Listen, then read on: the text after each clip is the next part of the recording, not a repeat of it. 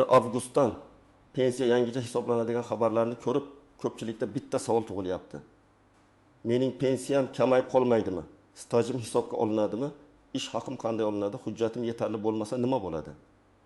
Men bugun shu masalani oddiy tilda, lekin mutaxassis sifatida batafsil tushuntirib beraman. Bu ma'lumot nafaqat hozir pensiya olayotganlar, balki yaqin yillarda pensiyaga chiqadiganlar, ota-onasi yoki yaqinlari uchun pensiya rasmiylashtirayotganlar uchun ham juda muhim. Videoni oxirigacha ko'ring, chunki ayrim odamlar aynan kichik bir hujjat, bitta noto'g'ri yozilgan ish staji yoki arxivdan olinmagan ma'lumot sababli oyma-oy kamroq pensiya olib yuradi. Hozirning o'zida kanalga obuna bo'ling, like bosib qo'ying, chunki bunday ogohlantiruvchi va amaliy ma'lumotlar ko'pchilikka kerak bo'ladi. Avval pensiya hisoblashda asosiy e'tibor fuqaroning ish staji, rasmiy ishlagan davrlari, ish haqi miqdori va qonunda belgilangan ayrim imtiyozlarga qaratilardi. Ya'ni odam qancha yil ishlagan, qayerda ishlagan, ish haqi qanchalik rasmiy ko'rsatilgan, ijtimoiy to'lovlar amalga oshirilganmi? Shu ma'lumotlar asosida pensiya tayinlanardi. Lekin amaliyotda katta muammo bor edi. Ko'p odamlarning eski mehnat daftarchalarida xatolar bor. Ayrim tashkilotlar yopilib ketgan, arxiv hujjatlari topilmaydi. Ish haqi ma'lumotnomasi noto'g'ri berilgan yoki umuman saqlanmagan bo'ladi. Endi avgustdan boshlab pensiya hisoblash tartibida raqamlashtirilgan ma'lumotlarga, elektron bazalardagi qaydlarga va rasmiy tasdiqlangan ish staji hamda daromadlarga yanada ko'proq e'tibor qaratiladi. Men bu yerda eng muhim narsani alohida aytaman. Pensiya shunchaki og'zaki aytilgan stajga qarab hisoblanmaydi. Men 30.000 yil ishlaganman deyishning o'zi yetmaydi. Shu 30.000 yil hujjatda, elektron bazada, mehnat daftarchasida, arxiv ma'lumotida yoki boshqa rasmiy tasdiqda ko'rinishi kerak. Oldin ko'p holatda fuqaro pensiya jamg'armasiga borib, mehnat daftarchasini, ish haqi ma'lumotnomasini, shaxsiy hujjatlarini topshirardi. Mutaxassislar hujjatlarni qo'lda tekshirardi. Kerak bo'lsa arxivga so'rov yuborardi. Hozir esa asosiy yo'nalish shuki, davlat organlari o'zaro ma'lumot almashadi. Ish staji elektron tizimlardan tekshiriladi. Rasmiy daromadlar, soliq va boshqa bazalar orqali ko'riladi. Bu yaxshi tomoni bilan odamni ortiqcha yugurtirmasligi kerak. Lekin yomon tomoni ham bor. Agar bazada ma'lumot yo'q bo'lsa yoki noto'g'ri bo'lsa, fuqaro o'z vaqtida buni tuzatmasa, pensiya miqdori kam chiqishi mumkin. Men buni juda sodda qilib tushuntiraman. Avval ko'pchilik pensiyani rasmiylashtirish vaqtida hujjat yig'ishni boshlardi. Pensiya yoshiga yetgandan keyin mehnat daftarchasi qayerda, ish haqi ma'lumotnomasi qayerda, arxiv qayerda deb yugurardi. Yangi tartibda esa ma'lumotlar oldindan elektron tizimlarda to'g'ri bo'lishi yanada muhim bo'lib qolyapti. Demak, pensiya yoshiga yetganingizda tizim siz haqingizda nimani ko'rsa, dastlabki hisob-kitob shunga qarab shakllanishi mumkin. Masalan, odam 1995 yildan 2005 yilgacha zavodda ishlagan. Mehnat daftarchasida bu yozuv bor, lekin zavod yopilgan, arxivda ma'lumot topilmayapti. Agar shu davr elektron bazaga kiritilmagan bo'lsa yoki hujjat bilan tasdiqlanmasa, hisoblashda muammo chiqadi. Bu davr butunlay yo'qoladi degani emas, lekin uni isbotlash kerak bo'ladi. Isbotlash esa vaqt oladi. Arxivga murojaat, sud orqali tasdiqlash, qo'shimcha guvohlik va hujjatlar talab qilinishi mumkin. Yana bir o'zgarish shuki, rasmiy ish haqi masalasi yanada muhimlashadi. Ko'pchilik hayotda shunday ishlagan. Oylikning bir qismi rasmiy, bir qismi qo'lga berilgan. Masalan, odam amalda 5 million so'm olgan, lekin hujjatda 20 million 500 ming so'm ko'rsatilgan. Pensiya hisoblashda esa odatda rasmiy ko'rsatilgan daromad ahamiyatga ega bo'ladi. Demak, odam ko'p ishlagan bo'lsa ham, oyligi past rasmiylashtirilgan bo'lsa, pensiya hisobida bu salbiy ta'sir qilishi mumkin. Birinchi navbatda eski mehnat daftarchasi bilan ishlagan 1990 yillar va 2000 yillarning boshida turli korxonalarda mehnat qilgan odamlar ehtiyot bo'lishi kerak. Chunki o'sha davrda hujjat yuritish har doim ham mukammal bo'lmagan. Korxona nomi bir necha marta o'zgargan, muhrlar almashgan, rahbarlar ketgan, arxivlar ko'chgan bo'lishi mumkin. Agar mehnat daftarchangizda yozuv bor, lekin buyruq raqami noto'g'ri, sanad tushunarsiz, muhr aniq emas yoki tashkilot nomi to'liq yozilmagan bo'lsa, bu keyin savol tug'diradi. Ikkinchi toifa uzoq vaqt norasmiy ishlagan fuqarolar. Men buni ochiq aytaman. Norasmiy ish bugun qulay ko'ringani bilan ertaga pensiyada muammo bo'ladi. Masalan, bir ayol 5 yil davomida savdo do'konida ishlagan, har kuni ishga borgan, oylik olgan, lekin rasmiy mehnat shartnomasi bo'lmagan. Pensiya hisoblashda bu 15 yil avtomatik ravishda stajga kirmasligi mumkin. Agar u davr uchun mehnat shartnomasi, soliq to'lovi, ish beruvchi buyrug'i yoki boshqa rasmiy dalil bo'lmasa, bu katta yo'qotish. Uchinchi toifa chet elda ishlaganlar. Agar fuqaro bir necha yil Rossiya, Qozog'iston, Turkiya yoki boshqa davlatda ishlagan bo'lsa, o'sha davr pensiya stajiga qanday kiritilishi xalqaro kelishuvlar, rasmiy to'lovlar va hujjatlarga bog'liq bo'ladi. Oddiy qilib aytsam, chet elda ishladim deyish yetmaydi. Ishlagan joyingiz, mehnat shartnomangiz, sug'urta badallari, rasmiy ma'lumotnomalaringiz bo'lishi kerak. Aks holda u yillar pensiya hisobida ko'rinmasligi mumkin. To'rtinchi toifa yaqinda pensiyaga chiqadiganlar. Ayollar va erkaklar pensiya yoshiga yaqinlashganda kamida 1 yil oldin hujjatlarni tekshirib qo'yish kerak. Chunki pensiya kuni kelganda hujjat izlash boshlangan bo'lsa, tayinlash cho'ziladi yoki dastlabki miqdor kutilgandan kam chiqadi. Men har doim maslahat beraman. Pensiyaga chiqishdan oldin emas, oldindan tayyorgarlik qiling. Agar siz rasmiy ishlagan bo'lsangiz, ish haqingiz to'liq bank orqali yoki rasmiy hisobda ko'rsatilgan bo'lsa, mehnat daftarchangiz to'g'ri yuritilgan bo'lsa, elektron mehnat daftarchangizda ma'lumotlar bor bo'lsa, sizda xavf ancha kam. Ayniqsa, so'nggi yillarda ishga kirish va ishdan chiqish buyruqlari elektron tizimlarda qayd etilgan bo'lsa, ish beruvchi siz uchun zarur to'lovlarni amalga oshirgan bo'lsa, pensiya hisobida noaniqlik kamroq bo'ladi. Lekin men baribir xotirjamman deb o'tirishni maslahat bermayman.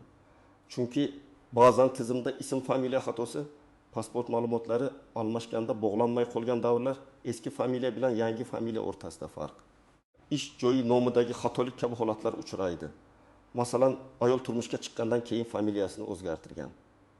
Mehnat daftarchasining bir qismida eski familiya, keyingi qismida yangi familiya. Agar nikoh guvohnomasi yoki familiya o'zgarishini tasdiqlovchi hujjat bo'lmasa, tizimda qo'shimcha tekshiruv talab qilinadi. Birinchi misol, Akmal aka 6 yoshga yaqinlashgan, jami 32 yil ishlaganman deb hisoblaydi.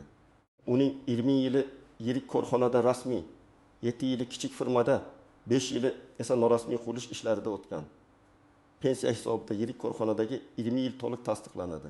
Kichik firmadagi 7 yil bo'yicha muammo chiqadi. Chunki firma yopilgan va arxivga hujjatlar topshirilmagan. Qurilishdagi 5 yil esa umuman rasmiy bo'lmagan. Natijada Akmal aka o'zi 32 yil deb o'ylagan, staj amalda 20 yil yoki qo'shimcha hujjat topilsa 27 yil bo'lib chiqishi mumkin. Bu pensiya miqdoriga sezilarli ta'sir qiladi. Ikkinchi misol, Dilbar opa 25 yil maktabda ishlagan, mehnat daftarchasi tartibli, ish haqi rasmiy byudjet tashkiloti bo'lgani uchun arxiv ma'lumotlari ham aniq. Bunday holatda pensiya hisoblashda muammo kam bo'ladi. Lekin Dilbar opaning 30 yillik bola parvarishi davri bor. Bu davr qonunda belgilangan tartibda stajga qo'shilishi mumkin, lekin buning uchun farzand tug'ilganlik guvohnomasi, ta'til buyrug'i yoki tegishli hujjatlar kerak bo'ladi. Agar hujjat tayyor bo'lsa, hisob-kitob to'g'ri ketadi. Uchinchi misol. Sardor aka oxirgi 10 yil yaxshi maosh olgan, lekin undan oldin 15 yil past rasmiy oylik bilan ishlagan. U pensiyam yuqori bo'ladi deb o'ylaydi. Chunki oxirgi yillarda daromad yaxshi bo'lgan. Lekin pensiya hisobida qaysi davr ish haqi olinishi, o'rtacha daromad qanday chiqarilishi, qonunda belgilangan chegaralar qanday qo'llanishi muhim. Agar ayrim yillarda rasmiy oylik past bo'lgan bo'lsa, umumiy hisob-kitob kutilgandek yuqori chiqmasligi mumkin. Shuning uchun faqat oxirgi oylikka qarab xulosa qilish noto'g'ri. To'rtinchi misol. Mohira opa 12 yil tikuv sexida ishlagan. Lekin sex egasi faqat 4 yil rasmiylashtirgan. Qolgan yillarda ham ishga har kuni kelgan, lekin hujjat yo'q. Endi pensiya vaqtida u 12 yilni isbotlamoqchi bo'ladi. Agar qo'lida ish haqi qaydlari, eski shartnoma, buyruq nusxasi, soliq yoki bank orqali to'lov izlari bo'lmasa, bu davrni tan oldirish qiyinlashadi. Bunday holatda vaqtida ish beruvchidan hujjat talab qilmaganlikning oqibati pensiyada bilinadi. Endi eng ko'p tushunilmaydigan joylarga o'tamiz. Birinchisi, ish staji faqat mehnat daftarchasidagi yozuv bilan cheklanmaydi. Ayrim hollarda boshqa hujjatlar ham dalil bo'lishi mumkin. Masalan, ishga qabul qilish buyrug'i, ishdan bo'shatish buyrug'i, ish haqi vedomosti, arxiv ma'lumotnomasi, mehnat shartnomasi, soliq to'lovlari, sud qarori kabi hujjatlar ahamiyatga ega bo'lishi mumkin. Lekin har bir hujjat rasmiy tekshiriladigan va qonuniy bo'lishi kerak. Ikkinchi nozik masala o'qish davri, harbiy xizmat, bola parvarishi, nogironligi bo'lgan farzandni parvarish qilish ayrim ijtimoiy ahamiyatga ega davrlar. Bu davrlarning barchasi avtomatik tarzda har doim bir xil qo'shiladi deb o'ylamaslik kerak. Qaysi davr, qaysi tartibda va qancha miqdorda hisobga olinishi qonun talablariga bog'liq. Masalan, harbiy xizmat davri bo'yicha harbiy bilet yoki tegishli ma'lumotnoma talab qilinadi. Bola parvarishi bo'yicha farzandning tug'ilganlik hujjati, mehnat munosabatlari va ta'til davri muhim bo'lishi mumkin. Uchinchi masala familiya, ism, otasining ismi va tug'ilgan sana xatolari. Ko'p odam buni mayda narsa deb o'ylaydi. Lekin pensiya ishida bu juda jiddiy. Bir hujjatda Abdullayev, boshqasida Abdullayev deb yozilgan bo'lsa, tizim buni boshqa shaxs deb ko'rishi mumkin. Tug'ilgan sanada bitta raqam xato bo'lsa ham ma'lumot bog'lanmay qoladi. Shuning uchun hujjatlarni oldindan solishtirish kerak. Pasport, ID karta, mehnat daftarchasi, diplom, harbiy bilet, nikoh guvohnomasi, tug'ilganlik guvohnomalari bir-biriga mos bo'lishi zarur. 4-masala pensiya qayta hisoblanishi. Agar sizga pensiya tayinlangandan keyin ilgari topilmagan staj yoki ish haqi hujjati topilsa, uni taqdim etib qayta hisoblashni so'rashingiz mumkin. Lekin bu ham avtomatik bo'lmaydi. Ariza yoziladi, hujjat tekshiriladi. Asos bo'lsa, qayta hisob-kitob qilinadi. Shuning uchun odamlar men bir marta pensiyaga chiqdim, endi hech narsani o'zgartirib bo'lmaydi deb o'ylamasligi kerak. Agar haqiqiy, rasmiy, oldin hisobga olinmagan hujjat topilsa, murojaat qilish kerak. 5-masala pensiya kamayadimi degan qo'rquv. Odatda yangi tartiblar odamlarni eng ko'p shu savol bilan xavotirga soladi. Men bu yerda ehtiyotkor va aniq gapiraman. Har bir fuqaroning holati alohida ko'riladi. Agar pensiya avval qonuniy asosda tayinlangan bo'lsa, hujjatlar to'g'ri bo'lsa, rasmiy ma'lumotlar tasdiqlangan bo'lsa, shunchaki yangi tartib chiqdi deb odamning pensiyasi o'z-o'zidan kamayib qolishi kerak emas.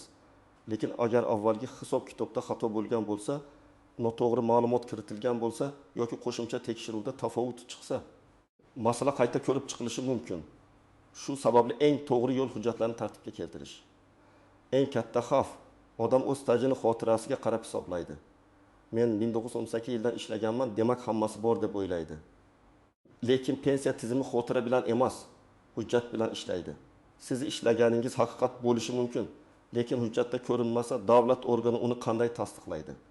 Shuning uchun men har bir tomoshabinga aytaman. Ish yillaringizni qog'ozga yozib chiqing. Qaysi yil qayerda ishladingiz, qachon kirdingiz, qachon chiqdingiz, tashkilot nomi nima edi, o'sha tashkilot hozir bormi, arxivi qayerda, shularni aniqlang. Ikkinchi xavf, ish beruvchiga ortiqcha ishonish. Ba'zi odamlar men rasmiy ishlayapman deb yuradi. Lekin mehnat shartnomasi yo'q, buyruqni ko'rmagan, soliq to'lovlari amalga oshirilganini tekshirmagan. Ish beruvchi og'zaki aytgan bo'lishi mumkin. Lekin pensiya hisobida og'zaki va'da ishlamaydi. Hozirgi davrda har bir xodim o'zining rasmiy ish holatini tekshirishi kerak. Elektron mehnat daftarchasi, soliq to'lovlari, mehnat shartnomasi, buyruq nusxasi bor yo'qligini bilish zarur. 3-xavf, arxivga kech murojaat qilish. Agar korxona yopilgan bo'lsa, arxiv hujjatlarini topish ba'zan oylar oladi. Ayrim hujjatlar boshqa tumanga, viloyat arxiviga yoki idoraviy arxivga topshirilgan bo'lishi mumkin. Pensiya yoshiga yetgandan keyin bu ishni boshlash odamni qiynaydi. Oldindan so'rov yuborilsa, vaqt yutiladi. 4-xavf, noto'g'ri maslahatlar. Mahallada kimdir menga shunday bo'lgan, senga ham shunday bo'ladi deydi. Lekin pensiya masalasi har bir odamda alohida. Birovning staji boshqa, ish haqi boshqa, hujjat boshqa, imtiyoz boshqa. Shuning uchun umumiy gaplarga ishonib qolmaslik kerak. Rasmiy organlardan, pensiya jamg'armasi bo'limidan, yagona interaktiv davlat xizmatlari portal yoki tegishli tizimlardan aniq ma'lumot olish lozim. Endi nima qilish kerakligini bosqichma-bosqich aytaman. 1-qadam shaxsiy hujjatlaringizni tekshiring. Pasport yoki ID karta. Mehnat daftarchasi, elektron mehnat daftarchasi ma'lumotlari, diplom, harbiy bilet, nikoh guvohnomasi, farzandlar tug'ilganlik guvohnomalari, ish haqi ma'lumotnomalari bir joyda bo'lsin. Hujjatlarda ism, familiya, tug'ilgan sana va tashkilot nomlari mos kelishini qarang. 2-qadam, ish stajingiz ro'yxatini tuzing. Oddiy daftar yoki telefoningizda yozing.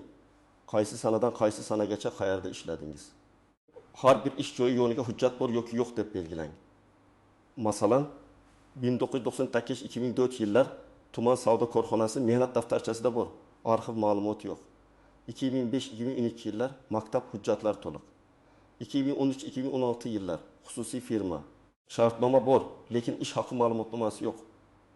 Shunday qilsangiz, qaysi joyda muammo borligi darrov ko'rinadi.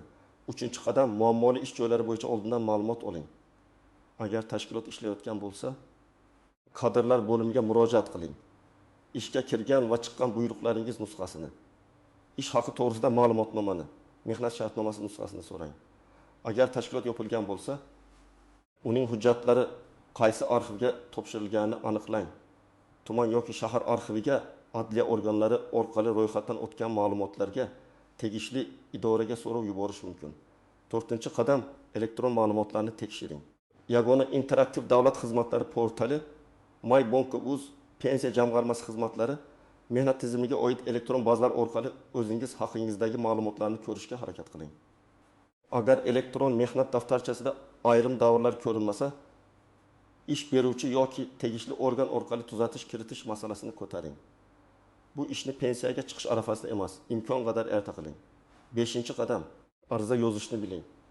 Agar stajingiz hisobga olinmayotgan bo'lsa, shunchaki og'zaki shikoyat bilan cheklanib qolmang. Pensiya jamg'armasi bo'limiga yozma ariza bering. Arizada qaysi davr hisobga olinmayotgani, qaysi tashkilotda ishlaganingiz, qo'lingizdagi hujjatlar ro'yxati aniq yozilsin. Arizaga mehnat daftarchasi nusxasi, arxiv ma'lumoti, buyruq nusxasi, ish haqi ma'lumotnomasi, shaxsni tasdiqlovchi hujjat nusxasi ilova qilinadi.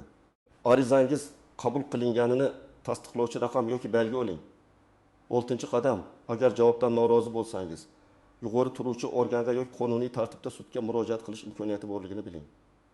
Ba'zan odamning haqiqiy staji bor, lekin hujjatda kamchilik bo'ladi. Agar arxivdan dalil chiqsa yoki boshqa rasmiy hujjatlar bo'lsa, masalani oxirigacha olib borish kerak. Lekin sudga borishdan oldin barcha hujjatlarni tartibga solish, yozma rad javobini olish va mutaxassis bilan maslahatlashish foydali. 7-qadam, hozir ishlayotgan bo'lsangiz, ish beruvchingizdan rasmiylikni talab qiling. Mehnat shartnomangiz bo'lsin, ishga qabul qilish buyrug'i bo'lsin, oyligingiz rasmiy ko'rsatilsin. Bugun bir necha 100 ming so'mni yashirib qolish ertaga pensiyada ko'proq yo'qotishga olib kelishi mumkin. Ayniqsa yoshlar buni tushunish kerak. Pensiya uzoq masaladek ko'rinadi, lekin staj bugundan yig'iladi. Agar siz allaqachon pensiya olayotgan bo'lsangiz, men sizga ham hujjatlaringizni tekshirishni maslahat beraman. Pensiya miqdori qanday hisoblanganini bilishga haqqingiz bor. Agar sizda oldin topshirilmagan ish staji yoki ish haqi hujjati bo'lsa, pensiya jamg'armasiga murojaat qiling. Masalan, ilgari topilmagan arxiv ma'lumoti chiqib qoldi. Eski korxonadan ish haqi bo'yicha hujjat olindi. Harbiy xizmat davri tasdiqlandi. Bularning barchasi qayta hisob-kitobga asos bo'lishi mumkin. Lekin har bir hujjat pensiyani albatta oshiradi deb o'ylamang. Mutaxassislar hujjatni tekshiradi. Qaysi davr avval hisobga olingan, qaysi bir olinmagan, qonun bo'yicha qo'shilishi mumkinmi? Shuni aniqlaydi. Shuning uchun sizning vazifangiz hujjatni yig'ish va rasmiy ariza berish. Qolgan hisob-kitob qonuniy tartibda amalga oshiriladi. Agar sizning pensiya yoshingizga 6 oy yoki 7 yil qolgan bo'lsa, bugunoq tayyorgarlik boshlang. Mehnat daftarchangizni ochib barcha yozuvlarni birma-bir tekshiring. Ishga kirish sanasi bormi? Ishdan chiqish sanasi bormi? Buyruq raqami bormi? Muhr aniqmi? Tashkilot nomi tushunarlimi? Agar biror joyda xato ko'rsangiz, hozir tuzatish osonroq. Pensiya tayinlash jarayonida xato chiqsa, vaqt yo'qotasiz. Agar ayol kishi bo'lsangiz va farzandlar bilan bog'liq davrlar bo'lsa, tug'ilganlik guvohnomalarini tayyorlang. Agar familiyangiz o'zgargan bo'lsa, nikoh guvohnomasi yoki familiya o'zgarishini tasdiqlovchi hujjatni qo'shing. Agar erkak kishi bo'lsangiz va harbiy xizmat bo'lgan bo'lsa, harbiy bilet yoki mudofaa ishlari bo'limidan ma'lumotnoma tayyor bo'lsin. Agar oliy o'quv yurtida kunduzgi o'qigan davringiz bo'lsa, diplom va arxiv ma'lumotlari kerak bo'lishi mumkin. Avgustdan pensiya yangicha hisoblandi deganda men buni shunday tushuntiraman. Endi hujjatlarning to'g'riligi, elektron bazadagi ma'lumotlarning mosligi va rasmiy daromadlar yanada muhim bo'ladi. Kimning hujjati tartibli bo'lsa, u kamroq xavotir oladi. Kimning stajida bo'shliq, norasmiy ish arxiv muammosi, familiya yoki sana xatosi bo'lsa, u bugundan harakat qilishi kerak. Men sizga oddiy, lekin juda muhim maslahat beraman. Pensiya masalasini oxirgi kunga qoldirmang. Har bir ishlagan yilingizni tasdiqlang. Har bir rasmiy hujjatingizni tekshiring. Ish beruvchidan kerakli ma'lumotlarni talab qiling. Elektron bazada o'zingizni ko'ring. Kerak bo'lsa, yozma ariza bering. Chunki pensiya bu bir martalik to'lov emas, har oy olinadigan daromad. Bugun topilgan bitta hujjat ertaga har oy pensiyangizga ta'sir qilishi mumkin. Bugun men sizga 1 avgustdan pensiya hisoblashdagi yangiliklarning mohiyatini, kimlar ehtiyot bo'lishi kerakligini, qaysi hujjatlar muhimligini va amalda nima qilish kerakligini tushuntirdim. Eng asosiy fikr shuki, pensiya xotira bilan emas, hujjat bilan hisoblanadi. Rasmiy staj, rasmiy ish haqi, to'g'ri yozilgan ma'lumot va vaqtida qilingan murojaat sizning foydangizga ishlaydi. Sizning oilangizda pensiya rasmiylashtirayotgan yoki yaqin yillarda pensiyaga chiqadigan odam bormi? Izohlarda yozing. Qaysi hujjat bo'yicha muammo bo'lyapti? Qaysi davr stajga kirmayapti? Birga muhokama qilamiz. Video foydali bo'lgan bo'lsa, like bosing, yaqinlaringizga yuboring va kanalga obuna bo'ling. Oldinda pensiya, nafaqa, ish staji va huquqlaringiz bo'yicha yana muhim ma'lumotlarni tushuntirib boraman.